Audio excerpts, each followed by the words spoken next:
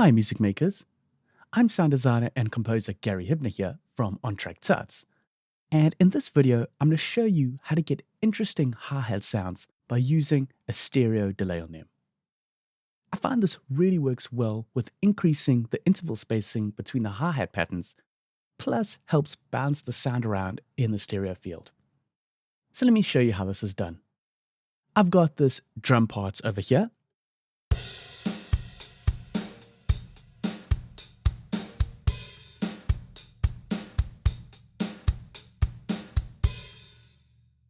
And with this instrument, it's a multi-art drum kit. So I've set out all the auxiliary tracks for the drums so that I have access to the hi-hats track.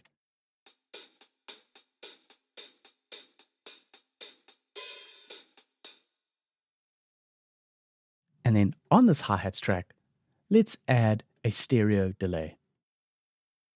So here you have a left channel and a right channel on this delay, and it's got different delay times set.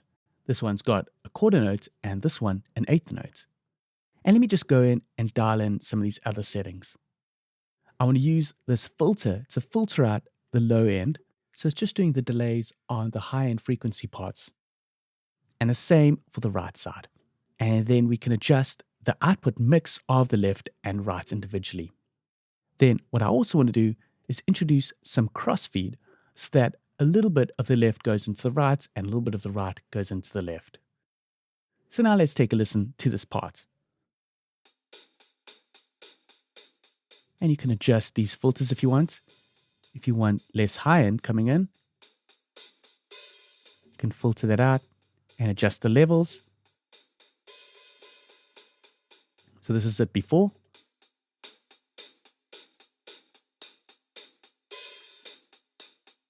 And now with the delay.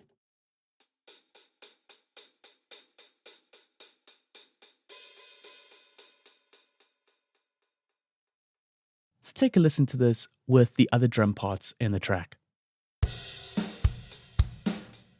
Just bouncing that hi-hat around.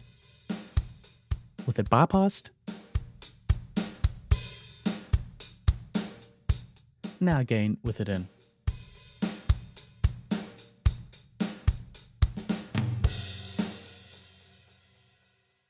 Now, I know this isn't your regular technique for mixes of delays with a hi-hat pattern, but I find it works pretty well. Just add some extra interest to your hi-hat pattern by bouncing it around, and what your ear does is it tries to find or place where that hi-hat is. So you can use this as a technique to bring the listener in to search for that hi-hat pattern and just give some extra interest to your track. And if you do find that it is a bit loud, you can always just dial it back quite a bit so it's quite subtle.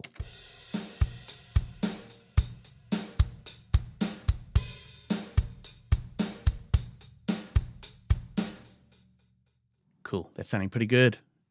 And you don't have to use this throughout a whole track. You could maybe just use it for a section of the arrangement.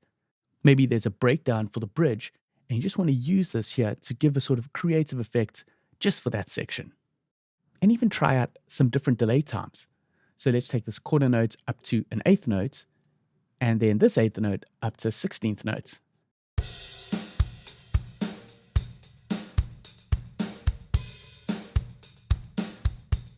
B4.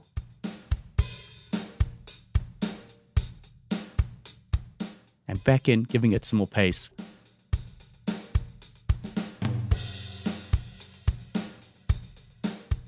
Yeah, that's pretty cool. I really like it if there's sort of an eighth note drum pattern and then you add in some 16th note repeats with the delay. Just gives that extra pace. And by filtering out some of the highs and the lows, it gives a sort of different sound to it, so it really just gives it some bounce. So try this technique out in your future productions just to add some extra interest into your drums and their placement in the mix. And this works across different genres and styles as well, and on different types of kits, be it acoustic or electric. Awesome. I hope you liked this video. If you do, please click the thumbs up. And if you found it helpful, subscribe to the channel to keep up to date with my future videos. I'm Gary Hibner here from Tuts, signing out.